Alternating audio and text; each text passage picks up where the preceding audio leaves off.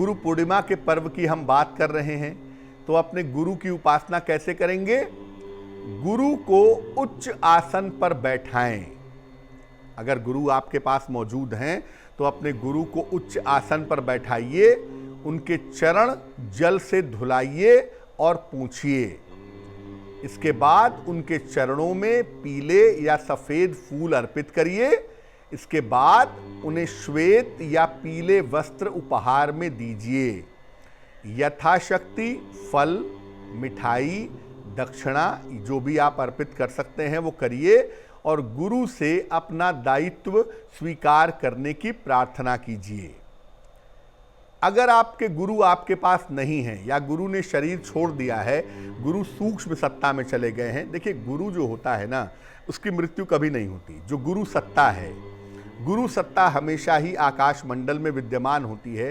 रामकृष्ण परमहंस, विवेकानंद, स्वामी श्री युक्तेश्वर गिरी, बाबा जी महाराज, योगानंद, आनंद मूर्ति जी, ये सब जीवित हैं।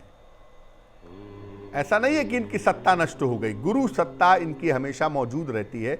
तो मान लिया कि शरीर में नहीं है, तो ऐसी दशा में आप अपने गुरु का चित्र सामने रखकर भी उसकी पूजा उपासना कर सकते हैं और मानसिक रूप से हर चीज़ अपने गुरु को समर्पित कर सकते हैं। लेकिन सबसे बड़ी जो चीज़ होती है गुरु पूर्णिमा पर, अपने गुरु से प्रार्थना करें कि वो आपका दायित्व स्वीकार करें, वो आपको शिष्य के रूप में स्वीकार करें। और यही अहम बात है।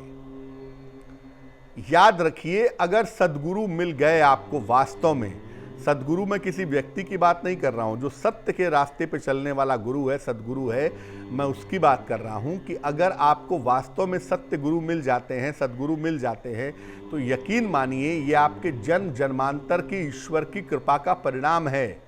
और अगर ऐसे गुरु मिल गए हैं तो गुरु की कीमत समझिए, गुरु की साधना कीजिए, गुरु के मार्ग पर चलिए।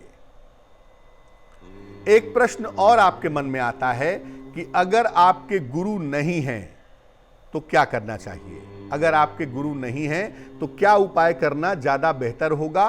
क्या उपाय करना ज्यादा अच्छा होगा? देखिए, हर गुरु के पीछे गुरु सत्ता के रूप में भगवान शिव हैं। शिव आदि गुरु हैं। जो पहला गुरु बना इस मानवता का, इस ह्यूमैनिटी का, वो शिव हैं। इसलिए अगर गुरु नहीं है तो भगवान शिव को गुरु मानकर गुरु पूर्णिमा का पर्व मना सकते हैं। भगवान शिव की पूजा करके, भगवान शिव को नमस्कार करके, उनकी वंदना करके, उनका ध्यान करके भी आप गुरु पूर्णिमा का पर्व मना सकते हैं। शिव और कृष्ण दो ही सत्ता, ऐसी सत्ता है दुनिया में जिसको गुरु होने का गौरव प्राप्त हो सकता है।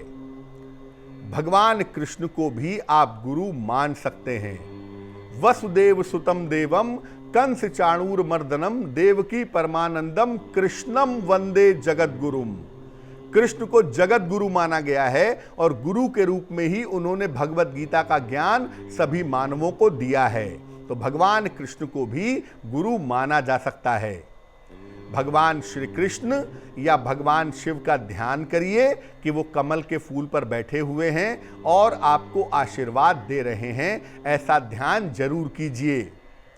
मानसिक रूप से उनको फूल, मिठाई और दक्षिणा अर्पित करिए और फिर उनसे भी यही प्रार्थना करिए कि वो आपको शिष्य के रूप में स्वीकार कर लें। और देखिए, जब आप शिव को गुरु मान लेते हैं या भगवान कृष्ण को गुरु मान लेते हैं तो एक बात और समझिए, गुरु पूर्णिमा के अलावा जब आप रोज पूजा कर रहे हैं, रोज उपासना कर रहे हैं, रोज ध्यान कर रहे हैं, सबसे पहले अपने गुरु को प्रणाम करेंगे। अगर आपने भगवान शिव को गुरु मान लिया है तो किसी भी पूजा को शुरू करने के पहले भगवान शिव को प्रणाम करेंगे। और अगर आपने भगवान कृष्ण को गुरु मान लिया है तो किसी भी पूजा की शुरुआत के पहले भगवान कृष्ण को प्रणाम करेंगे और फिर पूजा को आगे बढ़ाएंगे।